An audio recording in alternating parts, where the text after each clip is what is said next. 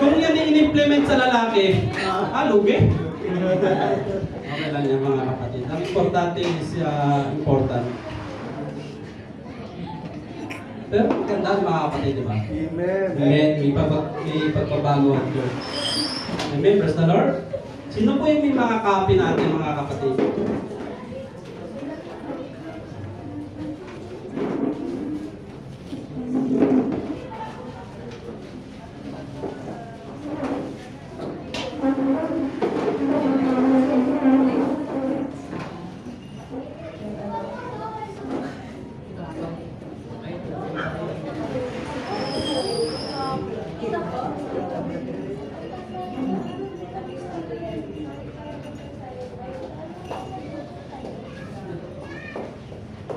Praise the Lord, mga kapatid.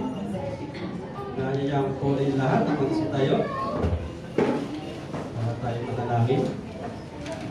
Let's pray, mga kapatid. Muli, Panginoon, salamat sa umagang ito. Salamat sa panibagong buhay, pag-asa na pinagkaloob mo sa amin. Salamat, Panginoon, na muli makakarinig kami ng iyong mga salita.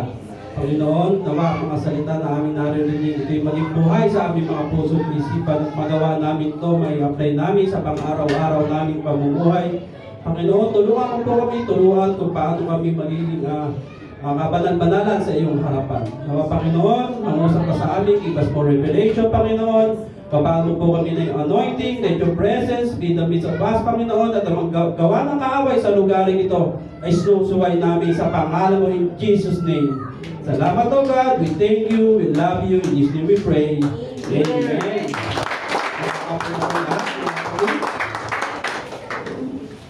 Last Sunday, mga kapatid, ito po yung napag-aralan natin.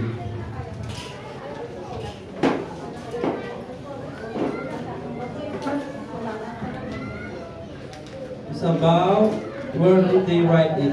Tama po, mga kapatid.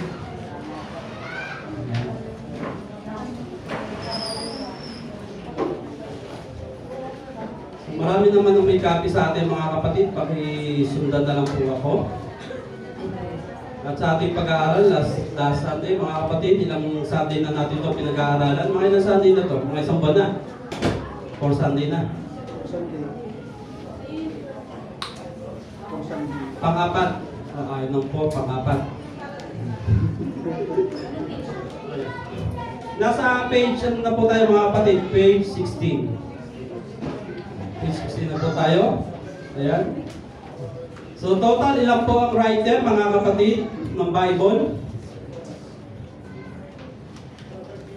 Ilan po mga kapatid, ang total na sumulat ng Bible? Ilan po mga kapatid? Ayon po sa napag-aralan natin mga kapatid is 40 po. 40, apat na po, 40. So 40 mga kapatid. Yung 40 mga kapatid, bagat napakaraming tao ang ginamit ng Diyos para may sulat ang Bible. Ang mga writer nito mga kapatid ay namuhay sa magkakaibang lugar. Tama? So, namuhay sa magkakaibang lugar, nabuhay sa iba't ibang panahon. Kaya yung iba mga kapatid, mababasa natin na pagsulat ng Bible ay hindi rin hindi isang araw lang, hindi isang taon lang. Malawak ang agwat niya mga kapatid, nasa 100 of years ang agwat niya mga kapatid. Kaya yung iba na isulat sa Jerusalem, yung iba na isulat sa ilang, sa wilderness of Sinai.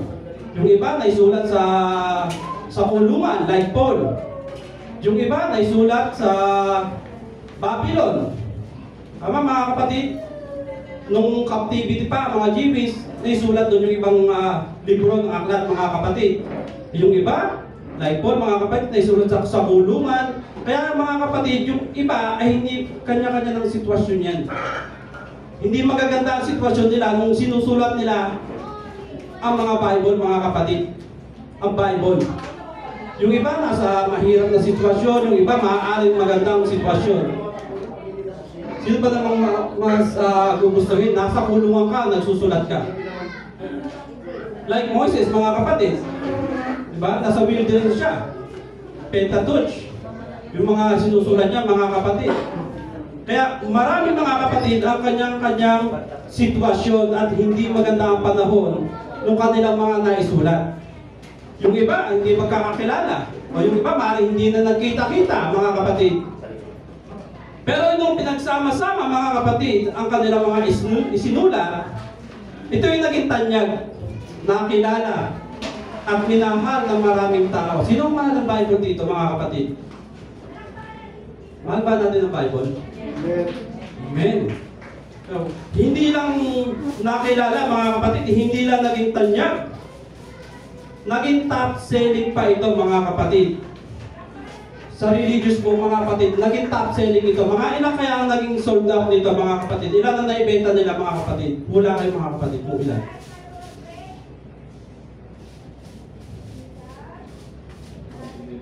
Wala kayo, mga kapatid. Wala lang. Mga ilan? 6,000? Ilan? More pa, more. 3 billion? Dami doon. Pero more pa, more. Mataas pa. 20 million? Dami na nun. 5 billion, mga kapatid. 5 billion ang nasold out nila ng Bible. Ang dami. Hindi lang yun, mga kapatid. May isang bansa, yung flag nila, inilagay nila ang Bible. Nakabukas yung Bible sa flag nila. Anong bansa kaya yun? Ibang bansa, hindi sa Pilipinas.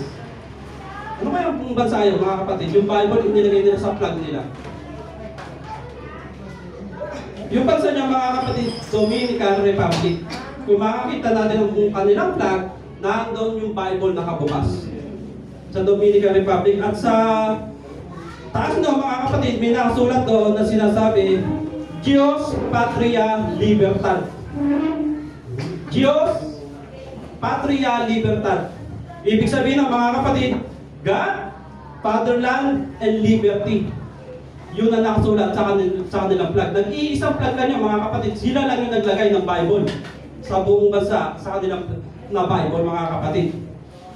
At hindi lang yun, kaya nga naging mga kapatid, maraming version ang ginawa sa Bible.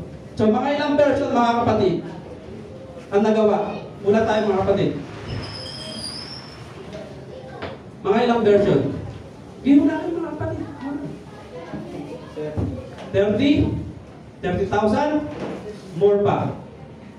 30,000? 40 million? Grabe na. 80,000 version ang nagawa. 80,000, mga kapatid. At hindi lang yon. Dahil nga iba-iba tayo na salita, ginawa din nila sa Tagalog, sa English, sa pang nabasa natin. Sa Ilocana, meron din. Bisaya. Ilonggo, meron din. Bisaya, meron din. Paulo. Espanyol. Espanyol. Meron pa Chinese. May Chinese. Mga ilang languages, mga kapatid, na version ng Bible na naisulat. Marami din, mga kapatid. Humigit kumulang 530, mga kapatid, ang naisulat na version. 530. Dahil ang language sa buong mundo, mga kapatid, is almost 7,000 plus. Sinasabi nila 7,151 or 7,164. Ganon karami ang language, mga kapatid. Kaya nung Bible, mga kapatid, yung mga sumulat, nung pinagsama-sama yan, nung pinompress na yan, mga kapatid, marami din ang ginawang version. Kasi nga, yung iba naman, hindi rin halos nakakaintindi ng Tagalog, nakakaintindi ng English, ginawa nila, mga kapatid, in every language. Pero 530, mga kapatid. Pero ang isa sa pinakamatibay na ating makikita, mga kapatid, na ang Biblia ay isinulat at pinangunahan ng Diyos ay dahil sa unity. May pagkakaisa sa Bible, mga kapatid. Amen? Pero yung mga kapatid, napakarami ang sumulat nito, pero may pagkakaisa ang Bible. Lahat sila, ang daming sumulat, pero may pagkakaisa. Amen? Kaya may poetry, may prophecy, ano pa, mga kapatid? May history, yung iba na sulat sa missionary report, may epistle, marami, mga kapatid, pero may unity, may pagkakaisa. ang Bible na ito. Amen? Amen. Pero ang lahat, mga kapatid, ay nagsasalita tungkol sa iisang Diyos. Naniniwala tayo, mga kapatid? Ang Bible sinasabi na iisa ang Diyos. Hindi dalawa, hindi tatlo, mga kapatid, iisa. At sila, mga kapatid, ay nagsasaadan tungkol sa standard of righteousness. Standard of righteousness, mga kapatid. At lahat ay nagtuturo ng plan of salvation. Ano yung plan of salvation, mga kapatid? Ano yun? Una, faith. Pangalawa, repentance. Pangatlo, water baptism. Pangapat, Holy Ghost. Holy Ghost. Panglima, living a holy life or living a righteousness, mga kapatid, and then holy, and then continue, mga kapatid. Yung po ang ating plan of salvation. Amen? At alam natin, mga kapatid, na walang contradiction. Sino na nakabasa ng Genesis to Revelation? Sino dito nakabasa na may contradiction ng Bible? Wala pa. Walang contradiction ng Bible, mga kapatid. Hindi ito nangyari at hindi ito mangyayari. Amen? Amen. Nang maging isang aklat ng kanilang mga naisulat, mga kapatid, wala makikita ni isang contradiction. Kapag tao lamang ang susulat, walang unity. Tama? Walang pagkakaisa, mga kapatid. Nakakamangha na 400 years ang agwat ng Old at New Testament, pero never nagkaroon ng contradiction. Gaano kalayo, mga kapatid, yung 400 years? Yung iba, hindi na nila inabutan yung mga sumulat. Para si Moises, hindi na nila inabutan. Pero yung sinulat ni Moises, saka yung Revelation, walang contradiction. Tama, mga kapatid? There is perfect unity in the books of the Bible. Ilang taon nang namatay ang mga propeta, mga kapatid, na sumulat ng Old, pero hindi talaga nagkaroon ng contradiction, mga kapatid. Hindi talino ng tao nanguna sa pagsusulat, kundi ang Diyos mismo. Amen? Patunay lamang ito, mga kapatid, na kahit maraming writers, pero iisa ang author nito, kundi ang Diyos lamang.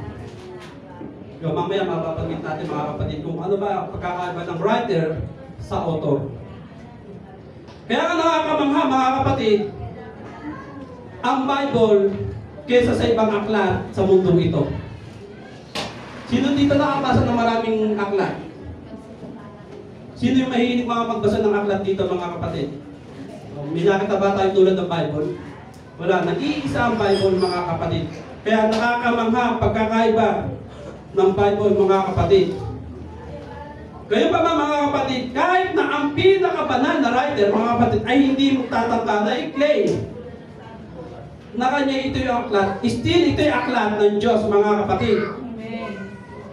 Ano ang pagkakaiba ng writer sa author? Obvious, no? Writer is just a writer, mga kapatid. Tama? Lahat tayo pwede maging writer. Tama?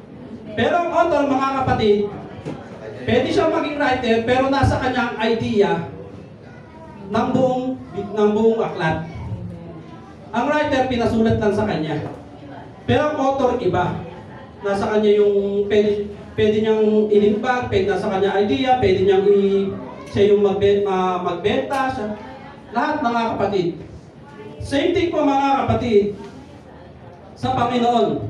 Maaaring yung mga sumulat dito, sila lang yung sumulat, pero hindi sila ang author. Kaya nga sinasabi sa 2 Timothy 3:16, ano, mga kapatid, sinasabi doon? All scripture is given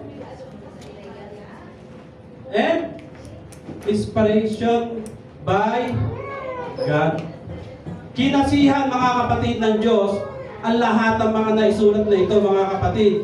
Kaya kahit ano sabihin, mga kapatid, na sumulat ng Old at New Testament, na sila ang sumusulat ng Word of God, hindi pa rin natin maialis na Diyos ang author nito. Amen. Kaya nga sa Old Testament, mga kapatid, mababasa natin na mga isinulat nila, God said, The Lord spake, saying, the Lord commanded, the word of the Lord came unto me. Marami mga kapatid, at ang mga phrases na ito ay nabanggit ang halos 3,800 times sa buong pages mga kapatid. In the book of Jeremiah, mababasa natin yung phrase or expression na sinasabi, thus saith the Lord. Yan, thus saith the Lord. Halos 100 times itong nabanggit. Yan. Ilang times nabanggit mga kapatid? 100 times. Yan. Ang sinasabi, thus saith the Lord. Sa Malakay naman mga kapatid, ang ginamit na phrases is saith the Lord. O, saith the Lord. O sabi ng Panginoon. At ito ay nabanggit mga kapatid ng 25 times. Na nabanggit mga kapatid, 25 times. Ngayon, natanong mga kapatid, anong expression naman ang ginamit o makikita natin sa Leviticus? O, buklatin natin ang ating Bible mga kapatid. Ano yung phrase na ginamit sa Leviticus? Kung sa Jeremiah, sinabi, thus saith the Lord. Sa Malakay, ang sinasabi na phrases is said the Lord. Ano naman ang ginagamit na phrases o expressions sa Leviticus mga kapatid? And, meron pa mga kapatid, meron pa po. Ano pa? Hindi tayo magpuklas mga kapatid ng Bible. Tingnan natin kung ano yung sinasabi sa, ang alam ko, may nakasulat dyan sa unahan, sa 6.1, meron din yan. Pero bago mag 6.1, may nakasulat pa dyan. Yun, and the Lord spake mga kapatid. Meron dyan, the Lord spake unto Moises, almost 50 times yan mga kapatid, nabanggit. Yung iba sinasabi, and the Lord spake unto Moises and Aaron, and the Lord said unto Moises. Yan mga kapatid, yan po mga phrases or expression na makikita natin sa aklat ng Leviticus. So ano man ang naisulat mga kapatid ng Old Testament at New Testament, ito ay nagpapatunay na kanilang mga sulat ay talagang mga salita ng Diyos. Hindi sulat ng isang tao lamang mga kapatid. Dahil sinasabi diyan, said the Lord, thus said the Lord. O, sinasabi ng Diyos at nangusap ang Diyos. Ganon mga kapatid. Kaya hindi nila pwedeng angkinin ang Bible mga kapatid. Amen. Still ito ay salita ng Diyos. Ngayon, ano naman yung sinasabi ni Paul mga kapatid tungkol sa kanya mga isinulat sa Diyos? Meron dito mga kapatid na na fill in the blank. Sabi dito, if any man think himself to be a prophet or spiritual, let him acknowledge that the things that I write unto you are blank. Makikita natin yan sa 1 Corinthians 14:37. Amen. The commandments of the Lord. Sa Tagalog, ang utos ng Diyos. O ang mga utos. Ang mga utos ng Diyos. Kaya hindi pwedeng i-claim ito ng mga writer, mga kapatid, dahil nga sinasabi dito, ang mga utos ng Diyos. So, ibig sabihin, writer lang talaga sila, mga kapatid. Hindi talaga sila ang author ng Bible. Amen? Amen. Ano naman ang sabi ni John, mga kapatid, sa kanya Revelation? He called these writings the blank and of the blank. Revelation 1:2. Papiligsan tayo mga kapatid. Amen. Record of Word of God and of the testimony of Jesus Christ. Yan mga kapatid, ang mga naisulat yan. Halata talaga nagbasa si Spirit mga kapatid. Amen. Ngayon mga kapatid, sinasabi dyan mga, they all agree. It's true. Sino ba yung sinasabi ng they all agree? It's true. Ngayon, maraming, sa nabanggit natin kanina mga kapatid, maraming katibayan sa Bible ang nagpapatunay o nagtuturo na ito ay banal na aklat at salita ng Diyos. Pero paano naman mga kapatid yung mga taong hindi naniniwala sa Bible? Maraming tao ang hindi pa naniniwala sa Bible. Tama? Kaya anong gagawin natin mga kapatid para mapatunayan natin sa kanila na ang Bible ay totoo? Hindi naman natin sila pwedeng basahan ng verse. Kasi nga, hindi naniniwala sa Bible eh. Hindi naman natin sila pwedeng kwentuhan ng mga story sa Bible kasi hindi rin sila naniniwala sa Bible. So, ano gagawin natin mga kapatid? Ipag-pray na lang sila? Hindi mga kapatid. Kaya nga sinasabi natin mga kapatid, kapag may Bible ka, para kang may dalang library. Ngayon, sino nakapasok dito sa library? Amen. Ang library, mga kapatid, kumpleto sa lahat yan. Sa mga science, tama? Science, medicine, archaeology, ano pa? Lahat mga kapatid, marami tayong makikita dyan. Kaya mga science, mga kapatid, medicine, history, archaeology, and prophecy, mga kapatid, ay hindi natin matatapik ngayon, maliban sa isa. Pero mga kapatid, ang kagandahan is yung mga nangyayari ngayon. Ano man nangyayari ngayon mga kapatid? May lindol, may sunog, ano pa mga kapatid? Marami nangyayari sa paligid natin mga kapatid na nagiging tugma sa mga nakasulat sa Bible. Maraming taon na ang nakaraan. Kaya kung hindi sila naniniwala sa Bible mga kapatid, pwede natin silang kwentuhan tungkol sa mga nangyayari ngayon sa paligid natin na tugma na naisulat sa Bible. At yun din nabagitan natin mga kapatid. Una, science, medicine, archaeology, ano pa? Ano pa mga kapatid? Prophecy and history mga kapatid. Lahat yan tugma sa Bible. Tingnan natin mga kapatid kung ano sinasabi nila sa atin tungkol sa Bible. Una mga kapatid, tingnan natin ang science. And take note mga kapatid, ang Bible ang natatanging aklat mga kapatid, na accurate sa lahat pagdating sa scientific details. Sino naniniwala mga kapatid? Amen. Na ang science ay nasa Bible. Lahat mga kapatid. Ngayon mga kapatid, ang current textbook ay halos hindi na ginagamit bago pa maisulat dahil sa mga bagong scientific discover. O yung mga aklat mga kapatid sa library, hindi na sila masyado nagbabasa kasi nga may maraming mga na-discover. Amen? Sinong nakakalam dito sa mga botanist? Yes. Study of plants, mga botanist, mga kapatid, o pwede natin silang tawagin biology of plant. Tama?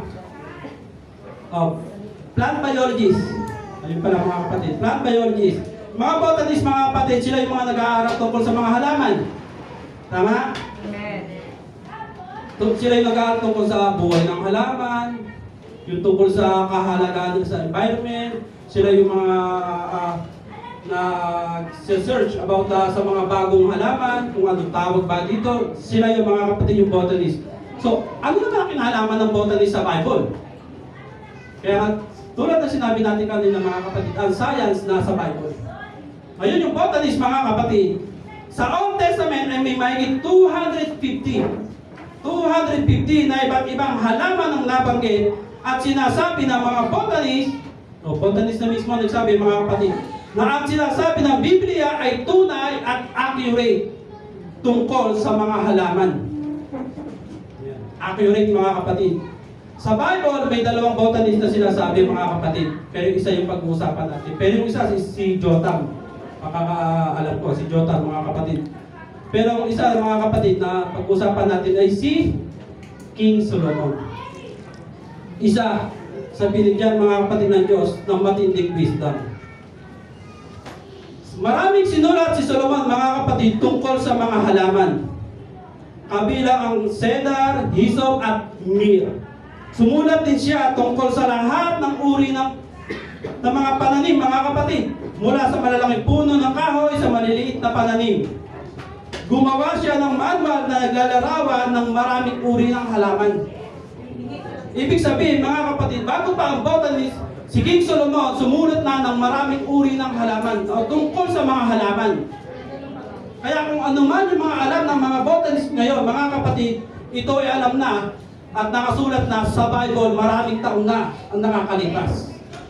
Kaya ang science mga kapatid, pwede natin masabi na nasa Bible yan. Amen? Naniniwala tayo mga kapatid? Amen. Maraming katotohanan ang nakasaad tungkol sa mga animals, sa mga ibon, mga kapatid, sa mga insects, sa music, sa law, marami mga kapatid. Pero nagsulat din si Kung Solomon tungkol sa mga animals, sa mga birds, mga kapatid, sa mga insects, at sa mga isda, mga kapatid. Sinulat na rin ni King Solomon yan, maraming taon na ang nakakaraan. Kaya yung mga pag-aaral ng mga botany, sinasabi nila na accurate ang Bible sa kanilang mga pag-aaral. Amen? Amen? Amen. Palakpakan natin, Panginoon, mga kapatid. Maging ang nangyayari sa katawan natin, mga kapatid. Nasa Bible na rin yan. Ang mga kaluluwa, ang ulan, ang bagyo, mga kapatid. Marami mga kapatid. Maging ang mga kidlat, mga kulog, nasa Bible na rin yan. Naisulat na rin yan, mga kapatid. Kaya yung sinasabi nila na may bago silang discover, hindi yung bagong discover. Hindi nila na-discover ang mga nangyayari dito sa Bible. Ang na-discover nila ay yung mga naksulat sa Bible, maraming taon na nakakaraan. Amen? Amen. Kaya mga kapatid, ito, marami ditong hati ang paniniwala about the shape of the earth. Yeah. Sino naniniwala bilog ang mundo? Huwag na tumasang kamay. Amen. Sino naniniwala flat ang mundo? Ilang percent bro? 50%. Kaya ang hati talaga dito mga kapatid, may naniniwala na flat ang mundo, may naniniwala na bilog ang mundo. Pero tingnan natin mga kapatid kung ano sinasabi. In the day of Columbus, mga kapatid, nung araw ni Columbus, ang mga navigator, magagaling itong mga navigator na ito mga kapatid, at ang mga taong may mga pinag-aralan na naniniwala na ang mundo ay flat. Imagine mga kapatid, pag ang mundo ay flat, anong itsura ng mundo? Ang diretso. Di ba? Ganyan na siya, flat lang. Parang bilao. Ganun mga kapatid. Kaya, nung panahon na yung mga kapatid, nung panahon ni Columbus, mga kapatid, hindi nila ito tinuturing na ligtas sa kanilang mga barko o sa maraming mga barko. Bakit? Dahil naniniwala sila, kapag naglayag sila sa malayo, baka mahulog ang barko nila. Diba? Halimbawa ito, pinakaginit na ng mundo. Naglayag sila, mahuhulog sila dito. Yun ang pinapaniwalaan nila mga kapatid. Kaya hindi siya sabi nilang hindi ligtas ang maglayag ng malayo. Pero, hanggang sa magsimulang maghanap ng ibang daanan o bagong ruta, ang mga traders, mga kapatid, at si Columbus traders dito, mga kapatid, kapalit kalatan. Pero hindi yung mga bote-bote, mga kapatid, yung mga hindi papalit kalatan yung mga iba yung mga kapatid. Kasi kung yung bata naman, barko ang gamit mo, kapalit ka lang yung mga bigas, mga pabango, yung mga barter. Barter? O basta yun na yung barter. Exchange. Palitan. Trade. O trade. O trade na lang mga kapatid. So ayan mga kapatid, hanggang sa naghanap sila ng ibang daan. Pero ang ibang tao mga kapatid, naniniwala talaga sila na ang mundo ay bilog. Amen? Kaya dahil ito mga kapatid, makikita din natin sa Biblia na nakasulat maraming taon na ang nakakaraan. Sino pwede magbasa mga kapatid? Sa Isaiah chapter 40 verse 22. Kaunahan na ba mga kapatid? Isaiah chapter 40 verse 22. Isaiah chapter 40 verse 22. It is he that sitteth upon the circle of the earth, and the inhabitants thereof are of the grasshoppers, that stretcheth out the heavens, the earthlings, and spreadeth them out as a tent to dwell in. Amen. Praise the Lord. Salamat po sis. Sinasabi niya mga kapatid, it is he that sitteth upon the circle of the earth. Yan ang sinasabi ni Isaiah mga kapatid. Kung sa Tagalog mga kapatid, siya ang nakaupo sa balantok ng lupa. Yung balantok mga kapatid, alam natin yung patag. Tapos meron siyang ganun. Yun yung balantok mga kapatid. Kumbaga siya yung pinakamataas na lupa sa isang kapatagan. Halimbawa, ito, kapatagan yan. Tapos ito yung pinakamataas na lupa. Ito yung balantok. Amen? Pero sinasabi ni Isaiah, mga kapatid, circle of the earth. Amen? Kaya yung mga naniniwala sa bilog ang mundo, mga kapatid, gamitin nyo na itong verse na ito. Isaiah 40, 40, 23. 22. Ano yung sabi ni Isaiah dyan? Circle of Amen, praise the Lord. Upon the circle of the earth, mga kapatid. Sa Hebrew word, mga kapatid, ang circle ay hindi tumutukoy sa flat circle sa ibabaw. But to a spherical, mga kapatid. Yung spherical, mga kapatid, hugis yung gaya ng globo. Spherical or sphere. Bilog talaga siya, mga kapatid. Sphere, bilog. Amen? Kaya yan ang sinasabi ni Isaiah, upon the circle of the earth. Pero may marami pa rin mga kapatid na naniniwala na flat ang mundo. At sa mga naniniwala na bilog ang mundo, ito mga kapatid. Ibig sabihin, sinabi din ni Isaiah, mga kapatid. Sinabi ni Isaiah, amen? Amen. Ito mga kapatid, ito maganda. About star. Sino na nakabilang ng star? Bakit natawa? Tinry mo kagabi, hindi talaga kaya, Pastor? Kasi walang star. Makulimlim. Ang hirap magbilang.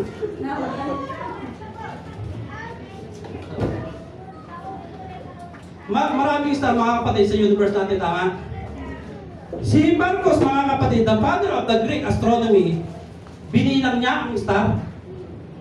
Ang tindi, no? Binilang niya. Sabi niya, ang star daw ay total of 1,080. Sabi star kaya niya nabilang to 1,080. Tingnan natin mga kapatid. Mga kapatid. Ay, buhay. Buhay pa naman kasi. Ay. Ano man? Uy. Patay na. Buhay pa. Sabi nila, ang mga yung nabubulol daw, is a sign of ng kapugian. Kaya, Pastor, sa dyan natin, Pastor Dom, hindi ko rin naman kayo pasisisi. At nakikita din naman, di rin naman may tago. Nandiyan na yan.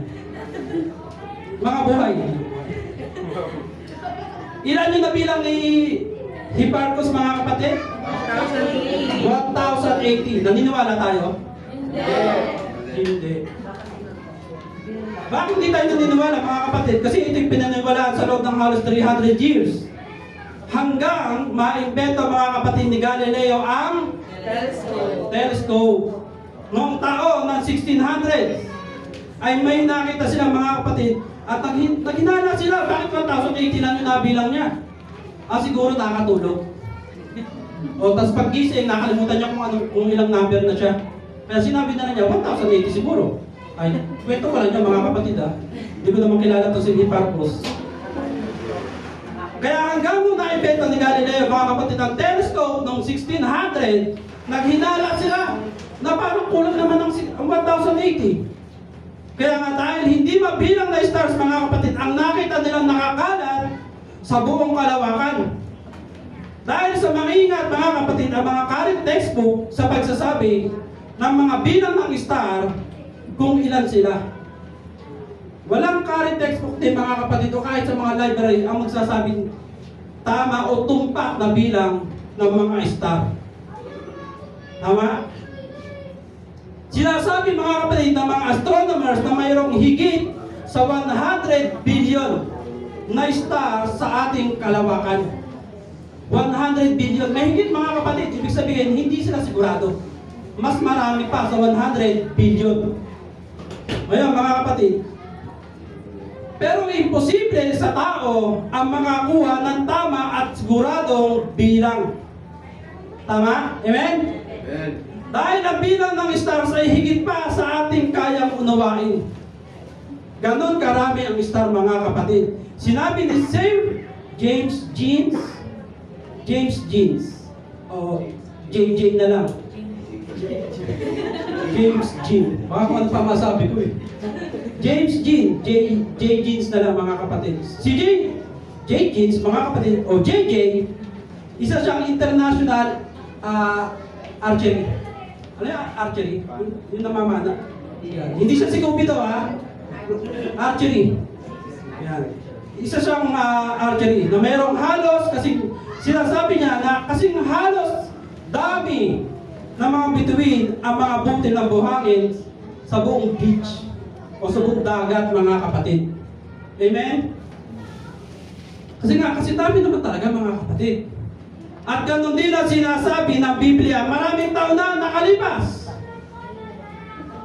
Sino pwede magbasa, mga kapatid, sa Jeremiah 33 verse 22. Jeremiah 33 verse 22. Pabilisan na po, mga kapatid. Jeremiah 33 verse 22. Jeremiah chapter 33 verse 22. As the host of heavens cannot be numbered, neither the sand of the sea measured, so will I multiply the seed of David my servant, and the Levites that minister unto me. Amen. Praise the Lord. Salamat, Sis Judith. 33:22. Ano sabi niya, mga kapatid? Ano pa sabi, mga kapatid?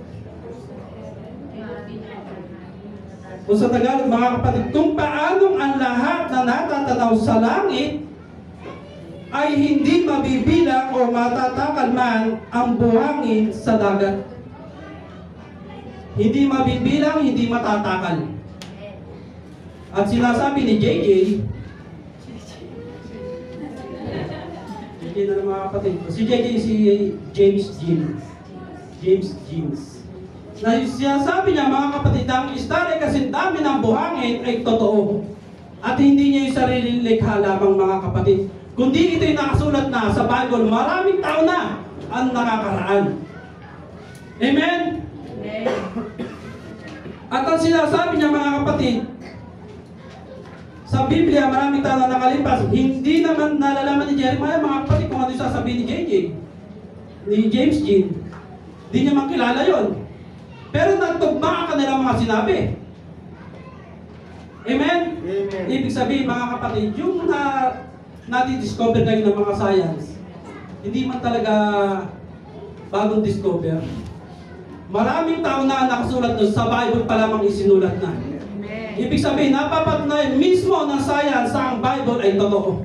Amen. That science says it's true. Amen? Amen. Kaya mga kapatid, patunay lang na ang nangyayari ngayon sa science ay hindi isang aksidente at bagong tuklas, kundi ito yung matagal na sinabi ng Biblia. Ngayon pa lamang nila natutuklasan, mga kapatid, ang totoong katotohanan tungkol sa mga bagay na hindi pangkaraniwan na nangyayari sa mundo natin. Kung tutusin, mga kapatid, napakarami pang bagay ang mga nakasulat sa Bible na hindi pa nila natutuklasan. Tama? Amen. Pero lahat, mga kapatid, ang nangyayari ngayon sa mundong ito, matagal na sinasabi ng Biblia. Ano sa palagay natin ang wala sa Biblia? Sa tingin natin, mga kapatid. Kaya yung iba na hindi naniniwala sa Biblia, mga kapatid, science. Kwentuhan natin ng science. About sa stars, shape ng mundo, sa mga botanist. Lahat sila nagsasabi, mga kapatid, na sinasabi ng Biblia ay tugma sa kanilang mga nadi-discover. Ano ba, mga kapatid, ang masasabi natin na wala sa Bible? Siguro sinasabi. Technology. Gadget, cellphone, wala sa Bible yan. Sinong naniniwala dito na technology ay wala sa Bible?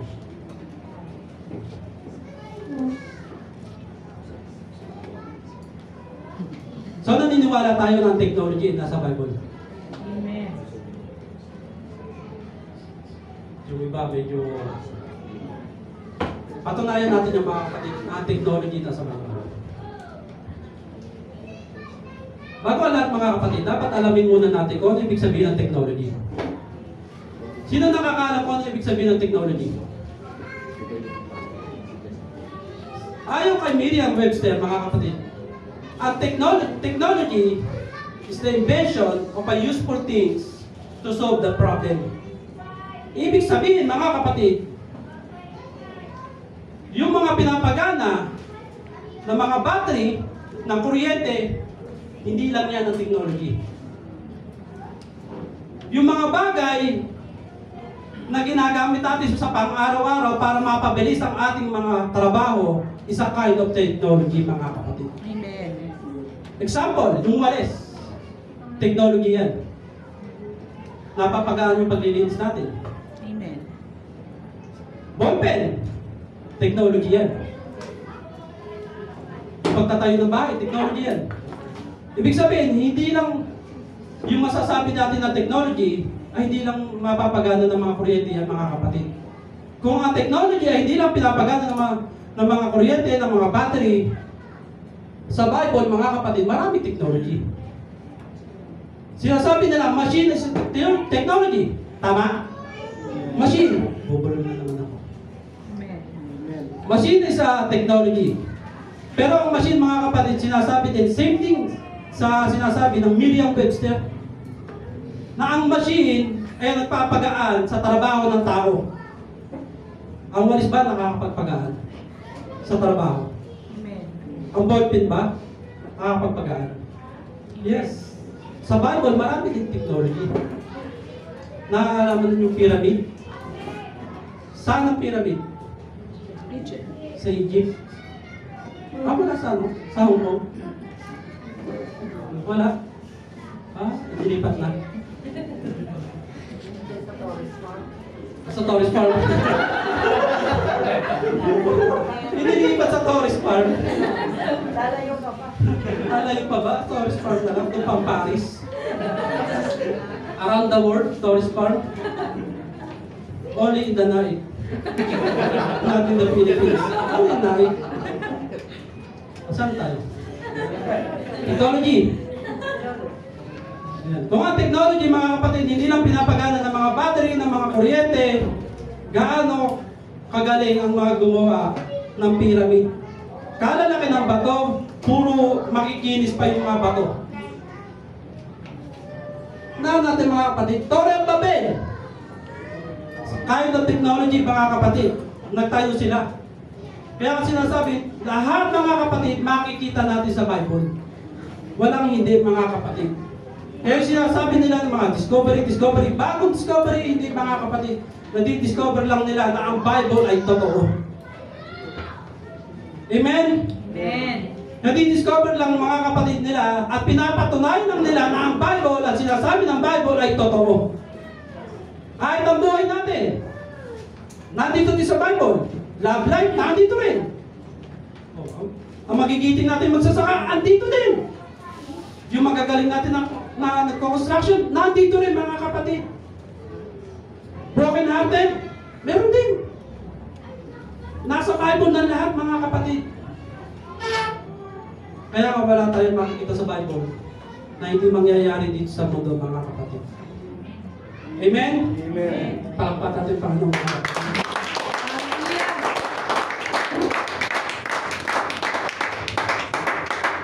Kaya ang sinasabi nila, mga kapatid, na kung saan ba nila nakuha ang informasyon na yon sa Bible, paano nila nalaman, mga kapatid? Marami centuries na ano nila, na nabasa ng naisulat sa Bible. Paano kaya nalaman ng mga ng mga science? Sa tingin natin, mga kapatid, di ba, iba-iba ang mga writers dito, mga kapatid. Dahil po yan, mga kapatid, sa divine inspiration. Dahil nga gumagamit din ng Diyos, mga kapatid, ng mga tao, at pinapatunayan din ng Diyos na ang Bible ay totoo, mga kapatid. Amen? Na ang Bible ay buhay. Matutusin nga natin, mga, di ba? Niniwala tayo na totoo ang Bible. Amen. Totoo ang Bible. Pero napakaraming nagdidebate. Pero yung katotohanan, pinagdidebatehan nila. Amen? Amen. At sinasabi pa, mga kapatid, patapos na po tayo, mga kapatid. Sinasabi pa nila, di ba sabi sa 2 Timothy 3:16, na ang salita ng Diyos ay kinasihan, all scripture is inspiration by God, Ibig sabihin, yung mga sumulat dito is under ng banal na Espiritu ng Diyos. Tama? Amen. Kung ito'y under ng banal na Espiritu ang mga sumulat dito, mga kapatid, ibig sabihin, hindi lang talino, kundi wisdom. Kaya kapag tayo nagbabasa, mga kapatid, ng Bible, humingi tayo ng wisdom sa Diyos. Kasi ang ginamit ng Diyos na magsulat ng kanyang Bible ay binigyan niya ng wisdom. Kaya hindi lang ito maiintindihan ng walang mga wisdom. Kaya yung sinasabi nila, may nagsasabi nga na hindi naman lahat pinapabasa ito eh. Pero tayo napaka-bless natin kasi pwede natin itong basahin eh. Amen. Kahit anong oras, kahit minutes, hour, mga kapatid, pwede natin basahin. Amen? Kaya mga kapatid, kung mababasa talaga natin itong Bible, maging ang science, mga kapatid, ipinapatotohanan ng Bible. Amen? Science mismo, mga kapatid, nagsabi. Botanists, mga kapatid, sinasabi nila mismo, accurate ang Bible, mga kapatid. Amen? Amen. Ano pa sa tingin natin na wala sa Bible? Wala, mga kapatid, di ba? Wala na, mga kapatid. Dahil yan sa divine inspiration, mga kapatid, kung bakit nagkakaroon tayo ng mga wisdom o ng mga kaalaman patungkol sa salita ng Diyos. Kaya hindi natin ito pwedeng angkinin, ito'y salita ng Diyos. Maging ang science, mga kapatid, hindi nito pwedeng sabihin na nagkataon lang yan, na tama yung sinasabi ng Bible sa hindi, mga kapatid. Tugma lang talaga yung mga nare-research nila at na-discover nila sa Bible. Amen? Amen. Palapakan natin ang Panginoon, mga kapatid.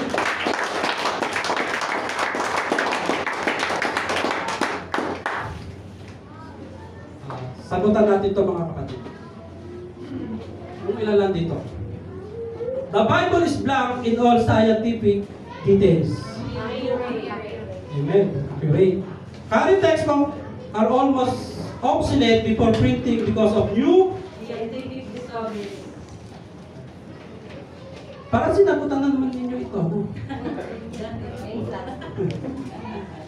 Writers of the Bible received their scientific information as a result of Divine inspiration. rather than through research and study. The prophet Isaiah declared that the world be Circle. hundreds of years before navigator made this discovery. Isaiah's reference to the Circle. Upon the circle of the earth. explained the fact that the world indeed was round. Hipparchus the blank counted as how many stars? 1,080. However, when Blanc invented the at what year? 1600. 600. Yan. Sir J. Jeans tell us there are about as many as grains of on all Blanc of the entire. However, the prophet verified these findings centuries ago when he wrote that he cannot be neither the blank of measured. Praise the Lord, mga kapatid. Ayan. So, praise the Lord. Palakpakan natin ang Panginoon, mga kapatid. Nawa po. Hindi natin tulad tayo. At sinanay po lahat. Tayo po tayo lahat.